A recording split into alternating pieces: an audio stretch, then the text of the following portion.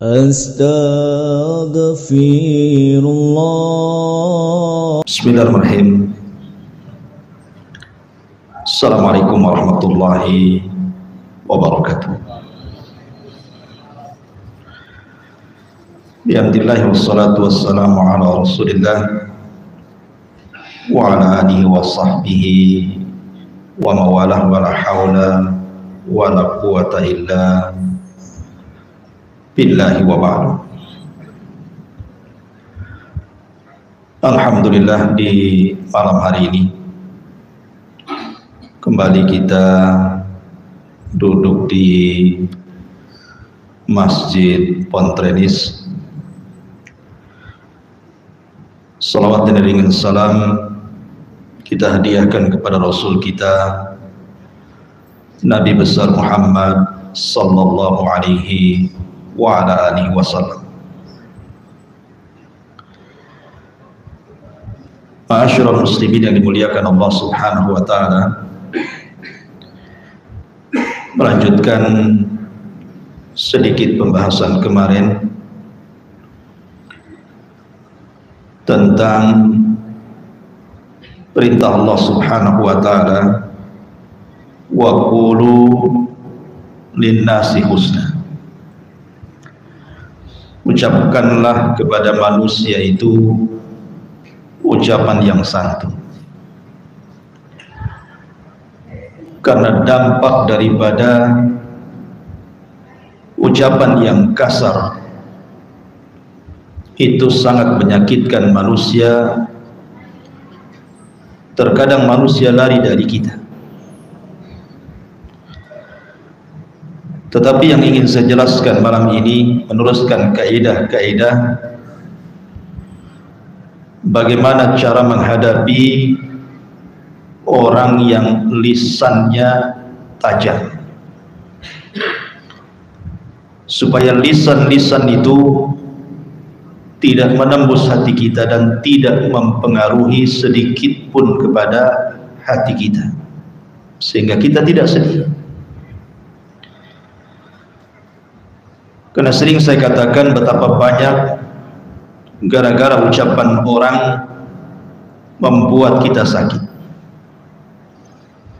bahkan mati pelan-pelan, bahkan merasa hidup malu di hadapan manusia, dan terkadang menaruh dendam.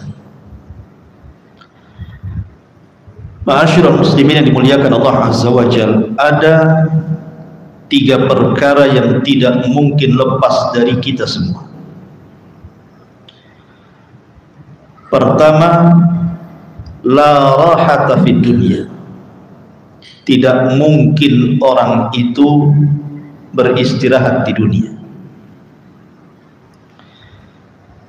Yang kedua, wala salamata minan nas.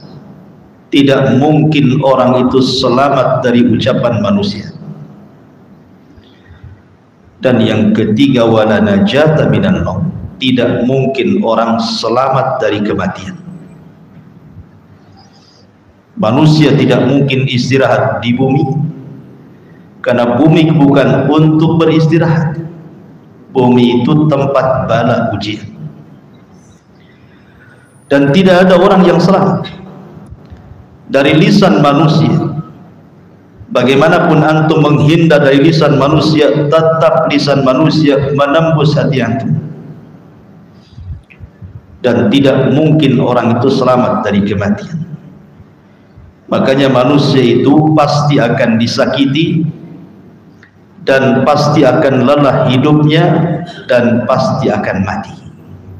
Itu kaidah. Ma'asyiral muslimin yang dimuliakan Allah Azza wa Jalla, dari sinilah muncul kewajiban sabar.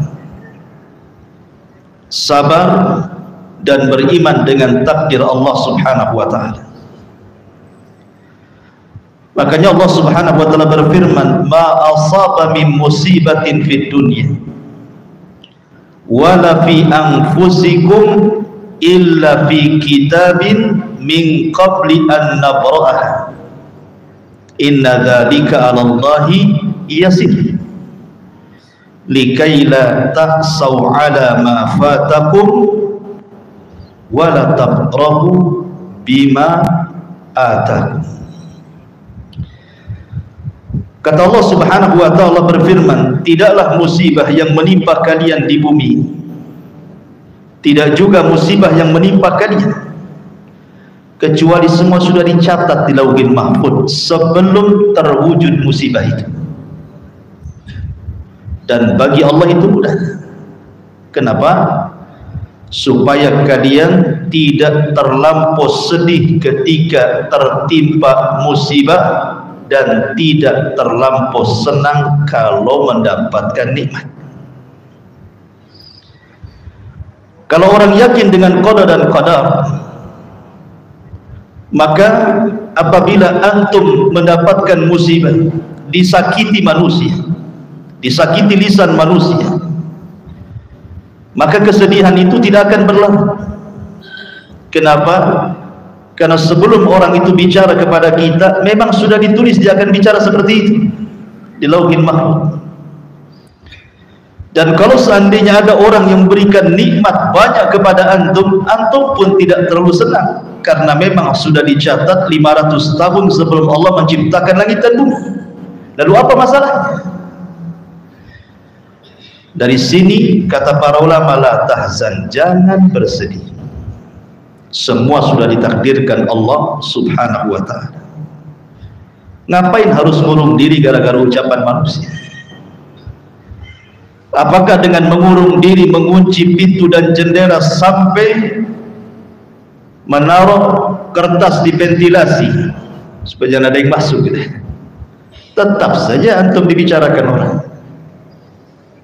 Jangan-jangan sakit jiwa orang itu, enggak pernah keluar rumah katanya. Padahal maksudnya menghindari ucapan manusia kan? Tetap saja manusia mengatakan gila. Ada orang yang ingin supaya manusia tidak berbicara kepadanya dengan pembicaraan yang buruk, sehingga dia berusaha untuk tersenyum. Ada juga yang mengatakan jangan-jangan dia gila, senyum. Orang senyum aja dibilang gila ya. Atau umpamanya dia berusaha untuk seimbang, kadang-kadang bercanda, kadang-kadang serius. Itu saja dibicarakan orang. Apalah orang ini? Kenapa dengan dia? Senyum-senyum, ada maksud apa ini? Tidak ada orang yang selamat dari ucapan manusia. Tidak ada yang selamat. Sebaik apapun antum, sebaik apapun ukti yang ada di atas, tetap saja ada orang yang nyinyir, bahasa kita tidak suka dengan kita. Karena mencari keridhaan manusia itu ghayatun la tuhsa, mustahil. Ada orang yang senang, ada orang yang tidak senang. Makanya ma'asyiral muslimin yang dimuliakan Allah Azza wa Jalla, ambillah kenikmatan di surga. Kenapa orang-orang di surga itu merasa nikmat? Kenapa? Karena Allah Subhanahu wa taala berfirman, wa naza'na ma fi sudurihim min ghillin ikhwan. Kenapa ahlil jannah, orang-orang di surga itu senang hatinya, tidak pernah bersedih? Karena dicabut dalam hatinya perasaan dengki. Tidak ada kedengkian di ahli surga itu. Allah jadikan satu hati. Yang ingin saya katakan, ikhwan, kalau mobil antum kotor, bawa ke karwas langsung bersih. Kalau piring kotor, beli sunlight, cuci bersih, mengkilat, bisa ngaca tuh di piring. Tapi kalau hati kotor, tidak mungkin antum minum Baiklit, nggak akan bersih, mati yang ada itu. Artinya kalau hati itu sudah kotor, berat untuk membersihkan hati itu, berat, sulit untuk membersihkan hati. Maka jangan sampai kemudian hati yang bersih ini dikotori dengan ucapan manusia, kemudian menimbulkan dendam kepada mereka. Maka gunakan akal kita, rahatul bal, rahatul bal, buat hati ini tenang supaya otaknya encer. Maknanya apa? Jangan pedulikan manusia. Jangan pedulikan manusia. Ma'asyiral muslimin yang dimuliakan Allah Azza wa Jalla, musuh antum sedang membakar hatinya dengan api dendam. Jangan sampai api itu Anda pindahkan kepada hati antum. Kalau hati sudah terbakar, yang terjadi apa? Jadi syaitan dia. Biarkan dia yang terbakar, jangan pula kemudian api dipindah ke hati kita. Biarkan dia yang terbakar. Karena 90% menurut ahli kesehatan, penyakit itu datang karena kotornya hati. Banyak masalah, banyak pikiran, bukan dari faktor makanan. Makanya saya katakan bahwa senjata yang paling ampuh melawan musuh itu tidak mesti dihadapi. Terkadang ada orang yang menyangka bahwa kalau tidak dihadapi, kalah kita, terhina kita. Tidak mesti musuh dikalahkan itu dengan kita menghadapi mereka, cacian dibalas cacian, bukan itu. Terkadang musuh itu bisa tumbang dengan sendirinya tanpa harus ada perlawanan. Saya contohkan Ashabul Kahfi. Allah Subhanahu wa taala tidurkan 3 abad lebih. Ketika terbangun, musuhnya sudah kalah. Padahal Ashabul Kahfi tidak mengangkat senjata, tidak mengerahkan pasukan, tidak mengangkat senjata-senjata canggih untuk melawan kerajaan Romawi. Cukup tidur 3 abad, kalah musuh. Jadi kalau antum ingin mengalahkan musuh, tidur aja 3 abad. Bukan itu maksud. Maksudnya senjata melawan musuh itu, maksudnya musuh yang suka nyakiti kita, caci maki kita, tidak suka dengan kita. Senjata yang paling kuat itu maafkan mereka. Kenapa Nabi SAW tidak pernah membalas cacian makian Abi Lahab, cacian makian Abi Jahal, cacian makian musuh-musuh dakwah di zaman itu? Karena itu bukan tujuan Rasul diutus, bukan. Tujuan Rasul diutus itu untuk mendakwahkan tauhid, sehingga Nabi SAW menganggap lalu ucapan musuh-musuhnya. Karena itu bukan hadap kita, bukan tujuan antum hidup, bukan itu. Kalau antum disibukkan dengan melayani orang-orang yang mencaci, dia caci, antum caci balik, dia menghina, antum hina balik, dia gibah, antum gibah balik, sampai kapan usia antum terus berjalan? Orang yang mencaci makin tak habis-habis. Apa antum habiskan kehidupan hanya untuk melayani orang yang mencaci maki? Maafkan mereka. Ya, memang berat. Abu Bakar Siddiq radhiyallahu anhu berat memaafkan Mistah gara-gara menuduh putrinya berzina dengan Safwan. Setelah turun ayat bahwa putrinya tidak berzina, padahal Mistah itu saudaranya, kerabatnya, sampai berjanji untuk memutuskan nafkahnya. Tapi turun ayat, wal yasfahu, hendaklah lebarkan dadamu wahai Muhammad, maafkan Mistah, semoga Allah mengampuni dosa. Baru Abu Bakar memaafkan Mistah. Berat kan memaafkan itu? Setingkat Abu Bakar saja berat.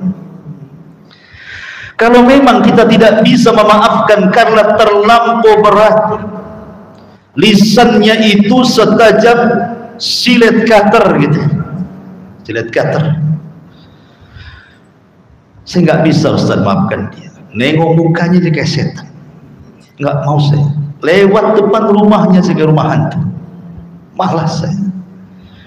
Kalau antum tidak bisa memaafkan, minimal lupakan. Anggap antum tidak kenal. Kenal sih antum? Tidak kenal. Kan tetangga antum, tidak tahu nggak kenal. Selesailah antum kan. Pura-pura nggak kenal. Cuek, ya, lupakan kesalahan orang. Antum nggak bisa memaafkan, lupakan saja. Kalau perlu pindah rumah, tidak ada masalah. Jangan sampai kemudian hati kita disibukkan dengan ucapan mereka. Masalahnya sayang hati kita ini, karena hati kalau sudah kotor, saya katakan susah dibersihkan. Masalahnya susah dibersihkan hati kotor itu, sehingga kemudian perasaan ingin membalas itu ada terus. Rugi kalau hati disibukkan dengan perkara orang yang menghina kita, dan kalau kita membalas, maka tidak ada beda antum dengan dia. Apa bedanya antum dengan dia? Dia tidak punya akhlak, antum pun tidak punya akhlak. Ma'asyiral muslimin yang dimuliakan Allah Subhanahu wa taala. Oleh karena itulah kemarin saya sudah singgung bagaimana caranya. Yang pertama, tinggalkan ucapan manusia. Saya ulas sedikit. Tinggalkan ucapan manusia, biarkan mereka bicara. Karena sejak Adam diciptakan, manusia sudah bicara, dan antum tidak bisa menghentikan manusia bicara. Bisa antum menghentikan manusia bicara? Tidak bisa. Manusia akan tetap bicara. Orang yang dibayar saja untuk tidak bicara, bisa bicara dia, apalagi tidak bisa dibayar. Oleh karena itulah maka biarkan ucapan manusia, jangan dipedulikan, karena orang yang lebih afdal dibandingkan kita saja dibicarakan manusia. Orang yang lebih afdal jauh dibandingkan kita, manusia membicarakan keburukan tentangnya. Siapa yang lebih afdal dari Nabi SAW?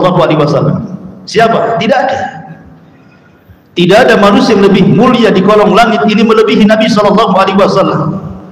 Apa karena kemuliaannya manusia tidak berani bicara tentang Rasul? Tidak. Bahkan Rasul orang yang paling dicaci maki, dikatakan gila, dikatakan tukang sihir, tukang tenun, perangkai syair, pemecah belah, macam-macam. Tapi Nabi SAW tidak membalaskan. Orang yang mengatakan gila, tidak dibalik engkau yang gila. Orang yang mengatakan tukang sihir, tidak dibalik bahwa anda yang dukun. Tidak. Walaupun boleh sebenarnya, boleh-boleh saja antum membalas cacian makian orang lain, tapi sebatas makian dia saja. Kalau dia mengatakan kepada antum buaya, antum katakan antum yang buaya, tidak perlu ditambah darah, karena dia ngomong buaya saja, jangan ditambah-tambah. Karena fajazaa'us sayyi'ah sayyi'atun mithluha. Balasan orang yang berbuat jahat itu balas dengan kejahatan yang sama. Jangan lebih. Boleh sebenarnya, tetapi memaafkan jauh lebih baik lagi. Ma'asyiral muslimin yang dimuliakan Allah Azza wa Jalla, kalau orang semulia Rasul tidak lepas dari ucapan manusia. Tiba-tiba antum ingin lepas dari ucapan manusia, mustahil. Bahkan ada yang jauh lebih mulia dibandingkan Nabi SAW. Allah Subhanahu wa ta'ala yang menciptakan makhluk tidak lepas dari cacian manusia. Allah dikatakan memiliki keturunan, memiliki pasangan, sehingga Allah turunkan ayat lam yalid wa lam yulad. Allah dikatakan satu di antara tiga Tuhan, sehingga Allah katakan lu'inal ladzina kafaru. Sungguh Allah melaknat orang-orang kafir yang mengatakan apa? Innallaha tsalitsu tsalatsa. Allah itu satu di antara tiga Tuhan. Bahkan ada yang mengatakan innallaha fakir. Allah itu fakir. Wa nahnu aghniya, kami yang kaya. Bayangkan. Allah Subhanahu wa taala jadi sasaran makhluk yang diciptakannya. Dan kalau Allah jadi sasaran makhluk yang diciptakannya, apalagi antum? Siapa antum? Nabi bukan, wali ya wali murid. Ma'asyiral muslimin yang dimuliakan Allah Azza wa Jalla, maka biarkan ucapan manusia, biarkan manusia bicara. Karena manusia bicara itu hanya sebatas keperluan saja, dia bicara kepada kita. Nanti ada bosannya itu. Kalau sudah sariawan berhenti itu. Ma'asyiral muslimin yang dimuliakan Allah Azza wa Jalla. Yang kedua, berjalanlah dengan takdir Allah. Saya katakan berjalan dengan takdir Allah, karena ucapan manusia tidak mengurangi takdir antum. Ingat, sebagaimana Allah Subhanahu wa ta'ala kalau sudah mentakdirkan antum kaya, satu dunia memiskinkan tidak bisa. Kalau Allah takdirkan antum miskin, satu dunia mau memberikan kekayaan kepada anda tidak pun bisa. Kalau manusia menghina kita supaya rendah di hadapan manusia, tapi Allah hendak kita mulia, tidak mungkin rendah. Kalau manusia hendak memuliakan kita sementara Allah sudah merendahkan kita, tidak ada yang bisa mengangkat derajat kita. Ma'asyiral muslimin yang dimuliakan Allah Azza wa Jalla, oleh karena itulah maka berjalan dengan takdir, karena takdir itu tidak mungkin dirubah dengan ucapan manusia. Ma'asyiral muslimin yang dimuliakan Allah Azza wa Jalla, justru terkadang orang-orang yang menyakiti kita ini, ikhwan, justru mereka hancur sebelum orang yang disakiti, karena ucapan manusia itu tidak bisa memendekkan usia, atau kebaikan manusia tidak bisa pula memanjangkan usia. Saya ulangi, celaan manusia tidak mungkin memendekkan umur manusia, pujian manusia juga tidak mungkin memanjangkan umur manusia. Abu Lahab, Abu Jahal mencaci maki Rasul. Siapa yang dulu mati? Abu Lahab mati dulu, Abu Jahal mati dulu. Artinya bahwa celaan musuh-musuh Allah kepada Rasul tidak menjadikan Rasul pendek umur, kan? Tidak, karena umur itu adalah takdir takdir Allah Subhanahu wa ta'ala kepada manusia. Bahkan Jurayz, ingat kisah Jurayz Bani Israel, seorang abid dituduh berzina, didatangkan buktinya wanita pelacur. Tiba-tiba kemudian Allah berikan karamah, dicubit bayinya, man abuk, siapa bapakmu? Dia mengatakan, bapakku, kata bayi ini, itu dia tukang gembala kambing. Maka orang-orang minta maaf kepada Jurayz dan siap membangunkan tempat ibadah yang sudah dihancurkan dari emas, tapi Jurayz tidak mau. Ya. Ma'asyiral muslimin yang dimuliakan Allah Subhanahu wa ta'ala, maka tanamkan kemuliaan, tanamkan kemuliaan dalam hati kita, bahwa kita ini makhluk yang mulia, tidak bisa dihinakan manusia lain. Satu dunia menghinakan antum tetap, karena kemuliaan itu bukan dibangun dengan harta, bukan dibangun dengan pangkat dan jabatan, bukan dibangun dengan pujaan dan pujian manusia. Bukan berarti kalau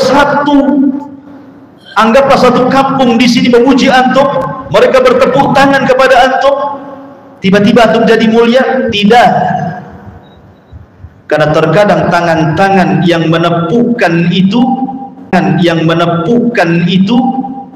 terkadang meletakkan di muka mereka ketika antum terhina.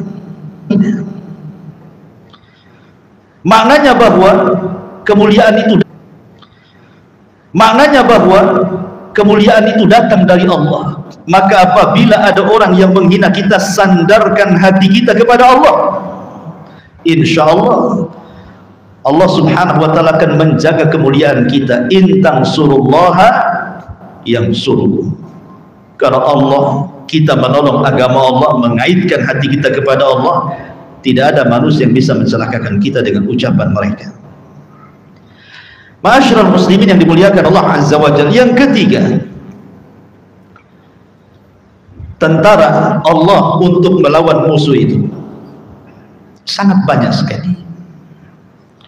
Tidak perlu antum yang melawan musuh, minta kepada Allah Azza wa Jalla agar Allah yang mengirim tentara-tentaranya untuk mengalahkan musuh. Karena terkadang kita sibuk untuk membalas dendam, kita sibuk terkadang harus mengeluarkan uang, mengeluarkan tenaga, mengeluarkan pikiran. Ngapain? Kita punya Allah yang tidak pernah tidur. Minta kepada Allah Subhanahu wa ta'ala bahwa orang-orang yang menzalimi kita, nanti Allah akan balas, karena ada kaidah kama tadinu tudan. Sebagaimana dia telah menyakiti kita, nanti Allah akan kirim orang yang menyakiti dia. Itu hukum karma. Orang kalau menyakiti orang, siap-siap saja ada orang yang menyakiti dia. Karena Allah subhanahu wa ta'ala banyak tentaranya, tinggal suruh saja. Idza arada syai'an an yaqula lahu kun fayakun. Bagi Allah itu mudah. Ma'asyiral muslimin yang dimuliakan Allah subhanahu wa ta'ala. Kemudian juga kemarin saya singgung beberapa kaidah. Jadikan orang yang memuji kamu dan orang yang mencela kamu, ij'al man madahaka wa man syatamaka sawa.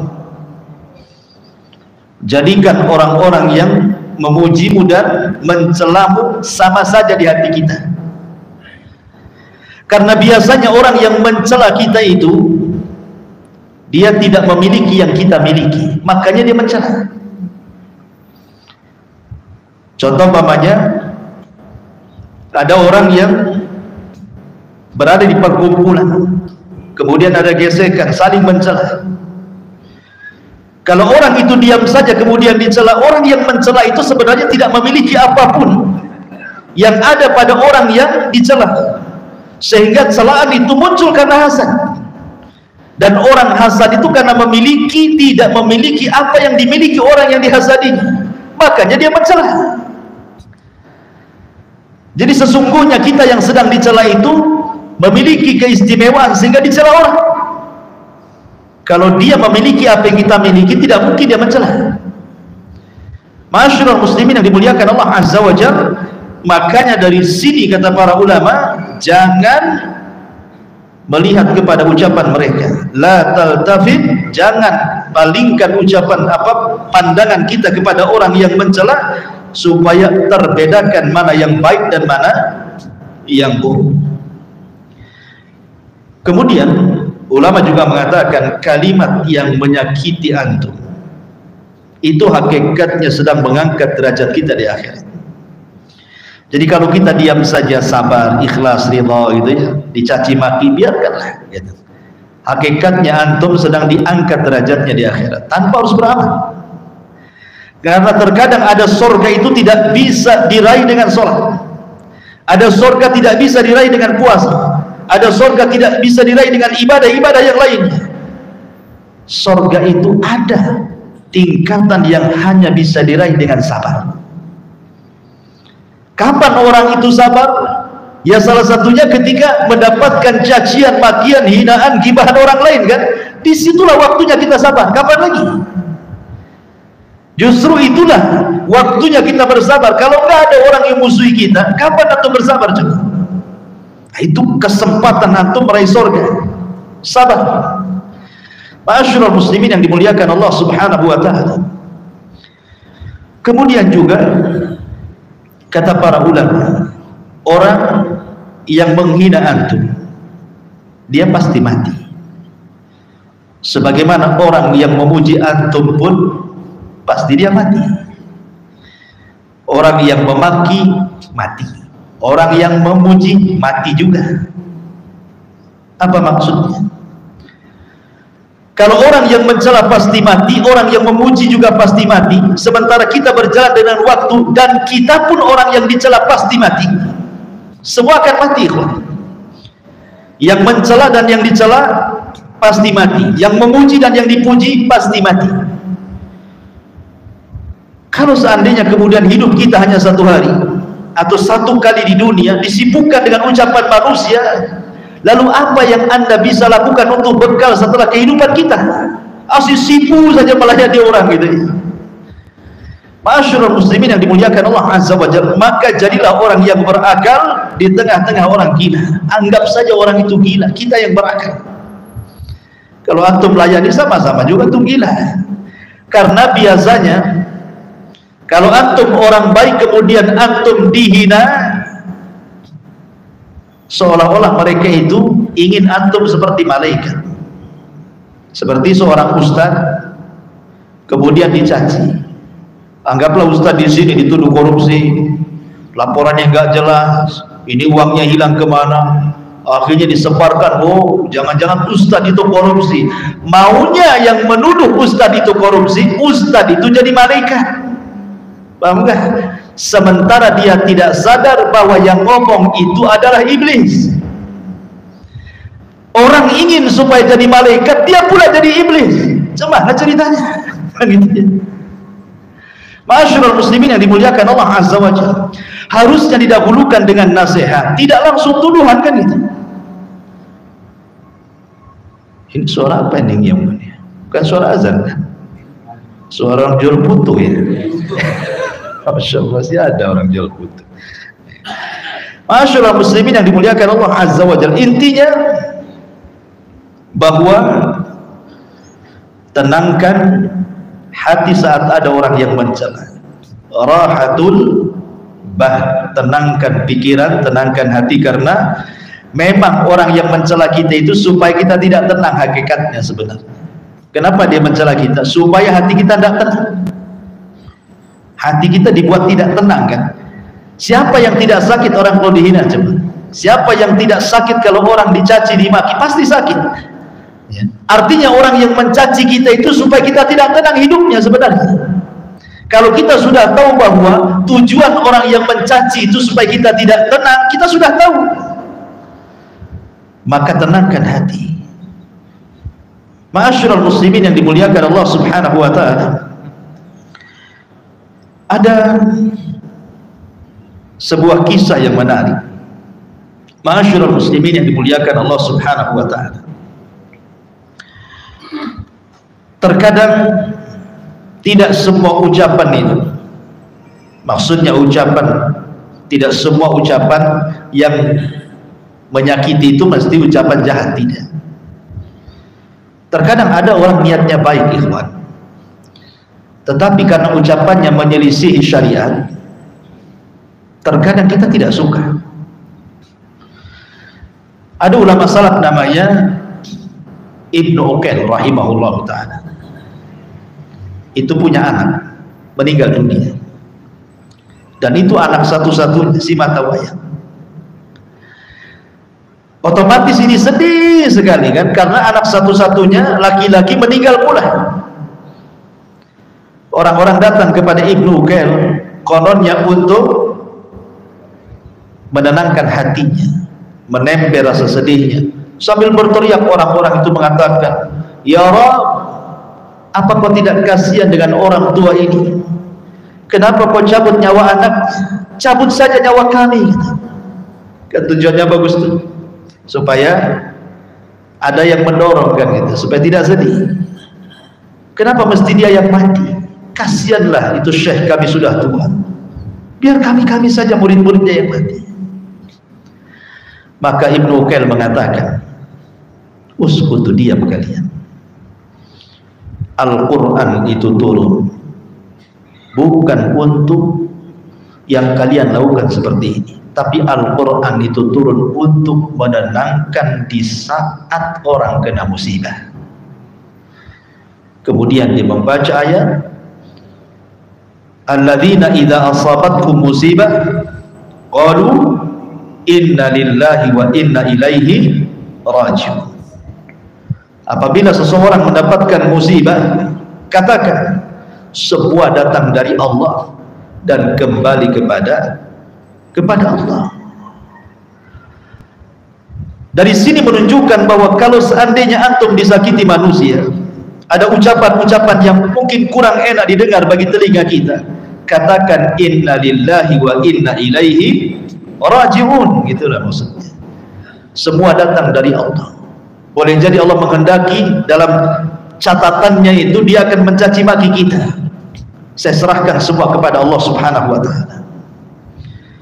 Karena setiap orang yang mendolimi kita, ikhwan, pasti ada balasannya. Pernah saya ceritakan kepada antum seorang preman yang mencaci maki nelayan, berakhir dengan mengambil ikannya. Tiba-tiba kemudian ikan itu hidup dan menggigit salah satu jarinya, padahal ikannya sudah mati, Allah buat hidup. Awal digigit biasa-biasa saja, dibawa pulang ikan itu, dimasak, dimakan dengan lahapnya sampai habis. Rupanya bekas gigitan itu menjadikan sakit yang tidak tahu rasa sakitnya kecuali Allah, menjerit di malam hari. Kemudian keesokan harinya dia datang ke tabib. Kata tabib, ikan di dalam badanmu itu ada virus yang sudah menjalar ke telapak tanganmu harus diamputasi. Kalau tidak, menjalar ke sikut, kalau tidak menjalar ke semua tanganmu, kalau tidak menjalar ke jantung, kau akan mati. Terpaksa dipotong segini. Disangkanya akan sembuh tuh, rupanya kemudian tidak sembuh juga. Datang lagi ke dokter, kata dokter, aku heran penyakitmu, kenapa menular sampai ke sikut? Terpaksa dipotong lagi sampai di sini.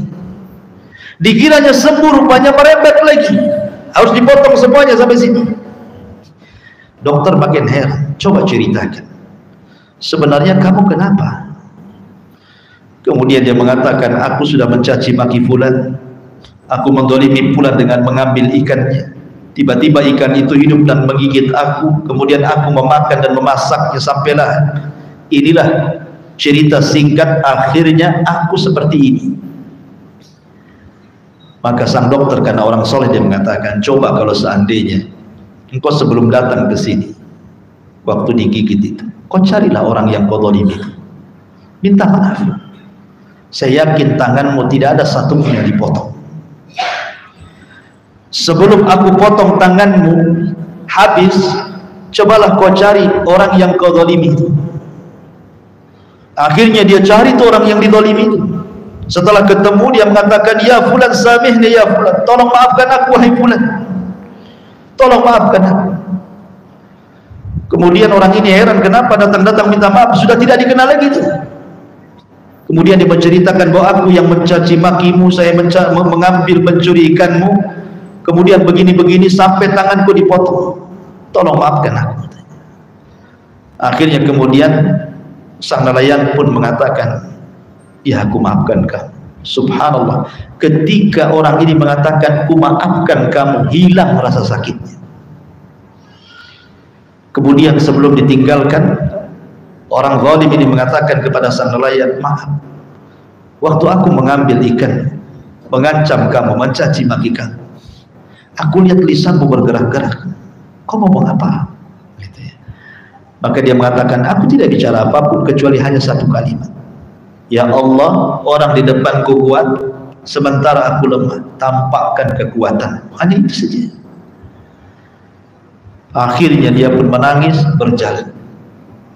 Setiap ada perkumpulan orang, dia kasih tahu tangannya yang sudah dipotong sampai di sini. Apa kata dia? Man ra'ani fala yadlim minhu ahad. Siapapun yang melihat aku, jangan berbuat zalim sedikit pun.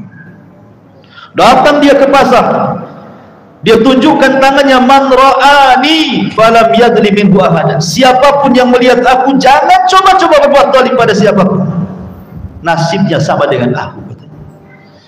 Dan begitulah ma'asyiral muslimin yang dimuliakan Allah Azza wa Jalla. Jadi ini sebagai ketenangan bahwa siapapun yang menzalimi kita, mencaci maki kita, pasti ada balasannya. Tenang hati kita.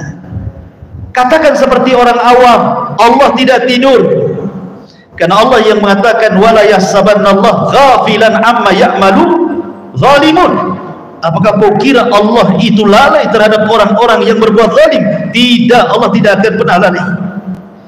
Terkadang Allah biarkan sesaat, kemudian Allah akan adab di dunia sebelum akhirat. Karena Rasul yang mengatakan dua dosa yang akan disegerakan azabnya di dunia sebelum akhirat, salah satunya kezaliman, dan mencaci maki bagian daripada kezaliman.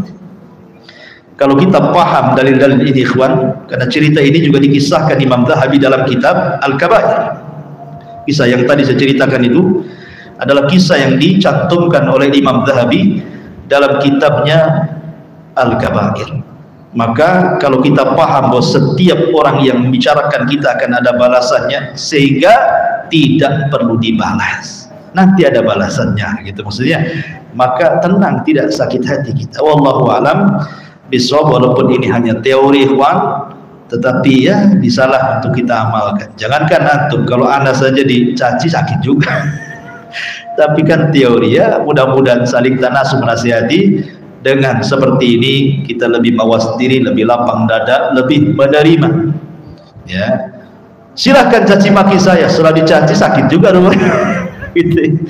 Makanya perlu saling menasihati. Subhanahu bihamdika asyhadu an la ilaha illa anta astaghfiruka wa atubu ilaik. Assalamualaikum warahmatullahi wabarakatuh.